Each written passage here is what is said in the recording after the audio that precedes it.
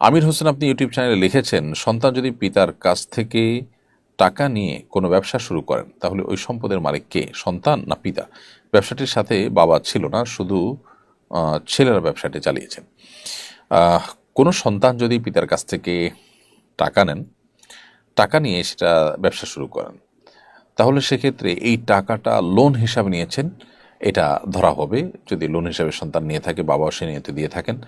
আর যদি বাবার টাকায় বাবার জন্য ব্যবসা পরিচালনা করবেন, সন্তান সেখান থেকে বেতন নিয়েছেন অথবা তিনি বাবার সহযোগিতা করেছেন, এরকম হয়, তাহলে বাবা হবেন।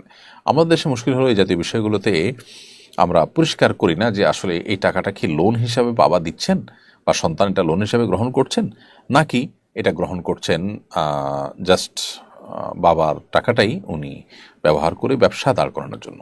তো এই জিনিসটা পরিষ্কার না থাকার কারণে নানাবিধ সমস্যা দেখা দেয় এবং নিজেদের মধ্যে নানাবিধ ভুল বোঝাবুঝির তৈরি হয়। এই জন্য এখানে ক্লিয়ার না হওয়াটা একটা বড় ধরনের সমস্যা।